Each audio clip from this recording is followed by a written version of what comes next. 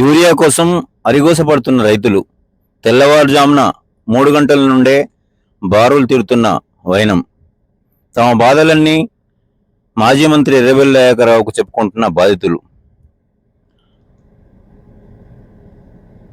హసన్పర్తి మండలంలో యూరియా కొరతతో రైతులు తీవ్ర గోసపడుతున్నారని మాజీ మంత్రి ఎర్రబెల్లి దయాకర్రావు గారికి రైతులు ఫోన్లు చేసి మరీ తమ బాధను వెలుగెక్కినారు. ఈ విషయం తెలుసుకున్నటువంటి మాజీ మంత్రి ఎర్రబెల్లి దయాకర్రావు గారు హసన్పర్తి ప్రాథమిక వ్యవసాయ సహకార సంఘం గోడౌన్కు వెళ్లి రైతుల దీనస్థితికి చెల్లించి పై అధికారులకు ఫోన్ చేసి రైతుల బాధలు తెలియజేసి తక్షణమే యూరియా ఇవ్వాల్సిందిగా డిమాండ్ చేశారు. రైతులు పొద్దుటి నుండి తిండి తిప్పలు లేకుండా ఎరువుల కోసం ఎదురు చూస్తున్నారని, ఉదయం 3 గంటలకు వచ్చినా ఇప్పటి వరకు యూరియా ఇవ్వడం లేదని రైతులు ప్రత్యక్షంగా మాజీ మంత్రికి తెలియజేసినారు. ప్రజాపాలన అని ఈ ప్రభుత్వం ప్రజల్ని రాక్షసులుగా వేధిస్తున్నారని, కేసీఆర్ గారి హయాంలో రాజులుగా బ్రతికిన రైతులు ఈ దుర్మార్గ పాలనలో అధికారుల కాళ్ళు పట్టుకునే పరిస్థితికి తీసుకొచ్చారు అని చెప్పేసి ఆయన తీవ్రంగా విమర్శించినారు. ఒకప్పుడు తెలంగాణలో రైతు రాజ్యంగా ఒక వెలుగుగా నేడు రాక్షస రాజ్యం నడుస్తుందని ఆయన ఆవేదన వ్యక్తం చేశారు. ఎరువుల సరఫరాలో అటు కేంద్ర ప్రభుత్వం ఇటు రాష్ట్ర ప్రభుత్వం పూర్తిగా విఫలమైందని మాజీ మంత్రి ఎర్రబెల్లి దయాకర్రావు గారు తీవ్రంగా విమర్శించినారు. నాడు కేసీఆర్ హయాంలో 6 నెలల ముందే ఎరువుల నిల్వ చేసి రైతులకు ఎరువుల కొరత లేకుండా చూసేవారని, ఈ ప్రభుత్వానికి ముందు చూపు లేక రైతులను ఆగం చేస్తున్నారని ఆయన ఆవేదన వ్యక్తం చేశారు.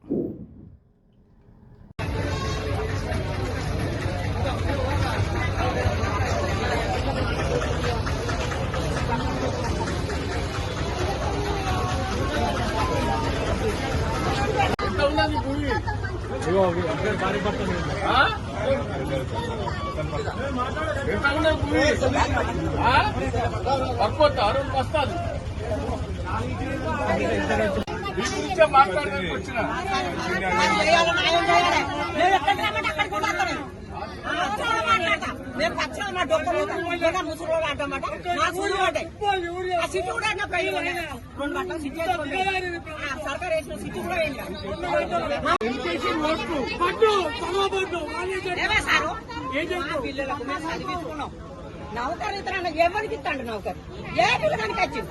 ఏ జాతికి వచ్చింది?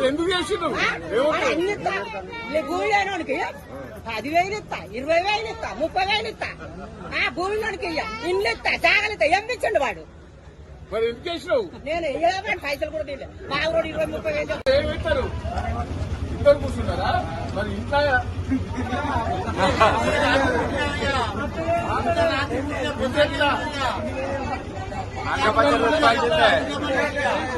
కేసీఆర్ కూడా వచ్చింది.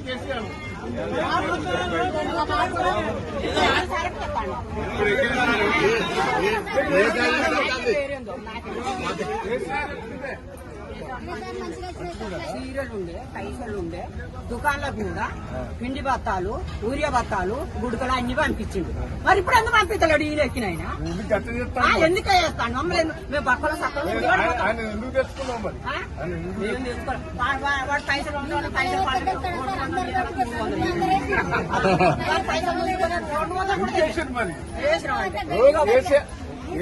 కేసీఆర్ 10 సంవత్సరం రైతు బంధు 2 సార్లు మంచిగా ఇచ్చేది, 2 సార్లు ఎక్కువ వచ్చింది. ఇప్పుడు యూరియా బస్తాలు ఇట్లా కోసారు. మరి ఎందుకు చేసిండు? ఇంటికి వచ్చినావా? మళ్ళా 2 బస్తాలట. 2 బస్తాలు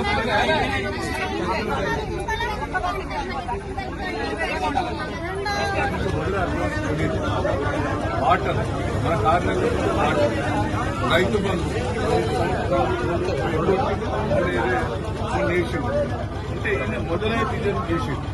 ఆయన విజయంతో రైతులంతా కూడా కాపాడుతున్నాడు. నీళ్ళు ఇచ్చిండు, కరెంట్ ఇచ్చిండు, మంచిగా ఎరువులు ఇచ్చిండు, ప్రతి గింజని బోనస్ అదే కొట్టిండు. అంటే ఇంత ఫోకస్ మాట్లాడేమో మూర్ఖుడు. అధికారుల కాలు పట్టుకుని రైతులు వాళ్ళకు కూడా నేను కలెక్టర్లతో మాట్లాడినా, అధికారులతో మాట్లాడినా, వాళ్ళు కూడా ఏమంటారు, సార్ ఇక్కడ వస్తాను లేవు, ఏదో మీరు చెప్తే ఇంకో లారీ పంపిస్తాం, 2 లారీలు పంపిస్తాం, కానీ అక్కడి నుంచే లేవు, మేము ఏం చేయగలుగుతాం అంటారు. ఆ లారీలు కూడా ఏదైనా మండలం నుంచి తీసి పంపిస్తారు. నేను చెప్తే ఏం లాభం? ఆడ రైతులు ఇబ్బంది పడుతుంది కదా, రాష్ట్రం అంతా ఇదే రైతులకు నేను అసలు పడుతుంది.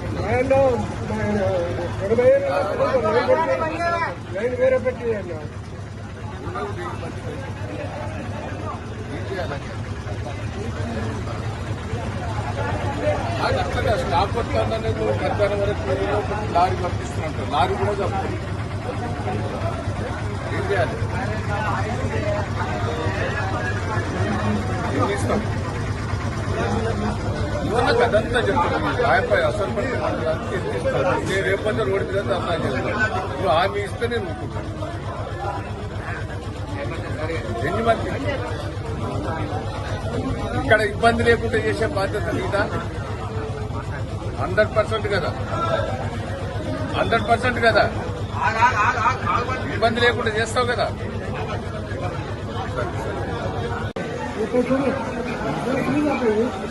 ఏంది ఇప్పుడు 6 రోజులు పట్టుకుంటే 400 బస్తాలు పట్టుకుంటున్నాం, ఇంకా 1000 మంది వాళ్ళు ఎట్లయింది అసలు దగ్గర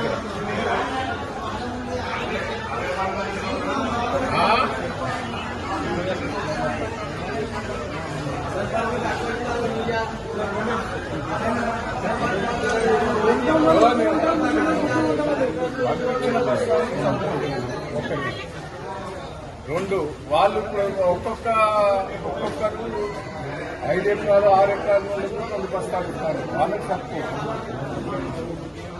ఎట్లా ఇది ఎట్లా పరిష్కారం కావాలి?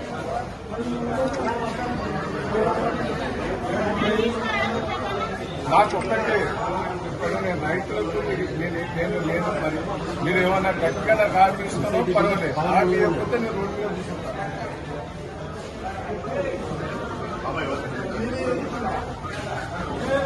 నాకు ఇప్పటివరకు పంపిస్తాను. మధ్యాహ్నం వరకు పంపించే బాధ్యత నీకు కదా.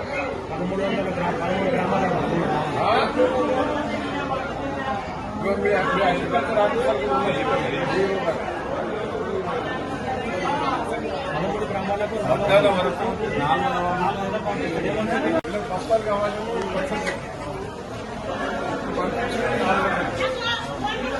దాదాపు 1200 మంది కావాలని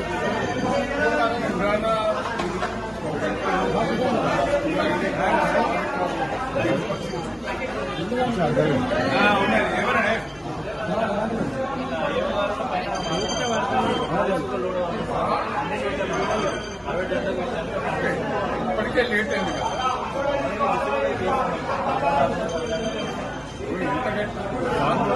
వారం రోజుల బట్టి చూస్తాను. ఇప్పుడు వచ్చిన బస్తా